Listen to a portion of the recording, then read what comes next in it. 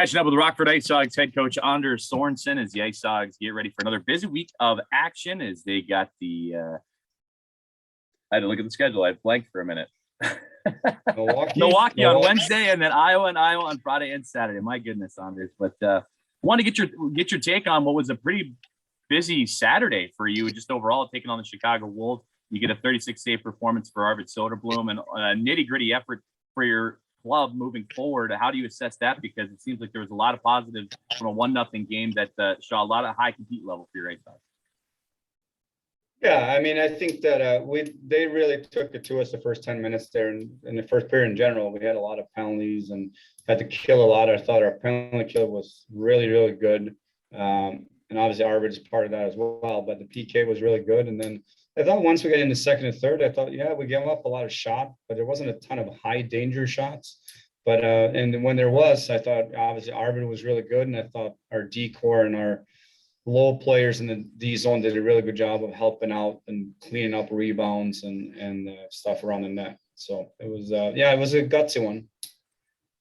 For Robert Soderbell, that was the first time this season he played in back-to-back games and back-to-back nights after taking on Milwaukee the previous night. But it seems like he's starting to make that stride, that moving forward. And, you got the NHL games at the beginning of the calendar month, but it seems like he's hit that stride where he's in a groove now. What have you seen from Arvid that continues to progress and be a solid option for you between the goalposts? Yes, I mean he's an incredibly determined, focused young man, and that's what's impressed me most. And even from day one coming over here, and I think really that's his strength, and that's why he's been able to just keep making strides in his development weekly and daily here. And it's fun to see. And for your development on the defensive side too, you talk about there was a lot of shots, but you limited the amount of high danger chances. It seems like the communication between forwards and defense and forwards, and that 5-man unit was really on display in that Saturday game against Chicago. What was it about that game that allowed everybody to be on that same page? And it seemed like the IceHogs defensively were working as one of the best games we've seen as a full unit. Yeah, I mean, I thought we played what we call a connected hockey. We were 5-man in the picture a lot. We were together, and there wasn't much separation between any of the players in our D zone, and the support was there, and the layers were there. And yeah, the guys, they get up to play Chicago. They know it's one of the best teams in the West and in the league, so they're definitely dialed in every time we play them. Well, now you got the Milwaukee Admirals, the team you just saw only a couple of nights ago, coming into the BMO, and you also got the Iowa Wild, who are neck and neck with the IceHogs in the Central Division standings. The worst doesn't stop, but this is an Admirals team that is playing some really good hockey as of late. What have you seen for them, and even going back to a couple of games ago, and what's going to present yourself a pretty good challenge at the BMO? Yeah, it'll be a good challenge. We know they're a good team. They got some veteran players that are savvy and they can make plays and under pressure, and you got to be aware when they're on the ice. And I think that it'll be a really good test for us here at home. Their goaltender was just named HL Player of the Week for his performances last week. Prior to that, it was Rocco Grimaldi for the Milwaukee Admirals too. For a team like the IceHogs, where the shot numbers total aren't that high, when you take on a hot goaltender like Connor Ingram, do you do any adjustments, or what's your battle plan going to a game like that, knowing that they got a goaltender and a forward group also up front that can produce?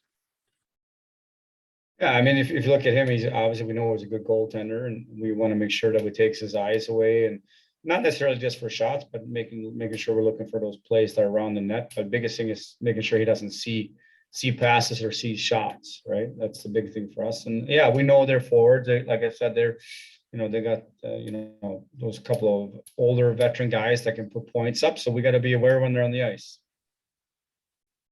Scott Lever, your line is active, sir. Hey, Coach. What's the reason for all the penalties lately? Is it just that time of the year and you expect it? You play these teams so many times that it doesn't take much to spark a little something out there? Or is there another reason behind all the penalties we're seeing lately?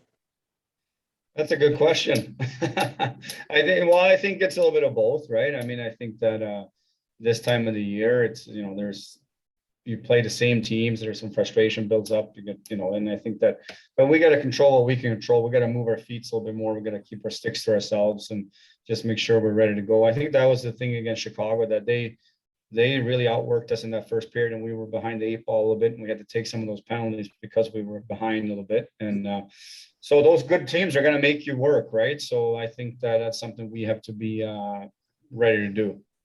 When you're dealing with a lot of young players, this time of the year, you're halfway through.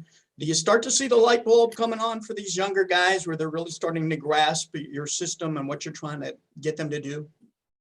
Yeah, that's a great question, right? Because a lot of it's different, right? The guys that come from junior hockey, they're used to playing more games. The guys from come from college aren't used to playing as many games. And I think that the biggest thing was we're trying to, like, every day just come ready to go. And big thing there is the shift length and just being able to manage shifts in games, because it really gets to you here if you get stuck out there, and especially when you're playing 3 games in 4 nights and all that, just learning to battle through that. But as a group, I think they've done a really good job of sticking to that in general.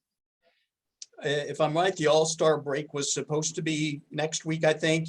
And according to what Joey emailed over, you guys are going to take a little bit of a break, or how are you going to handle that next week?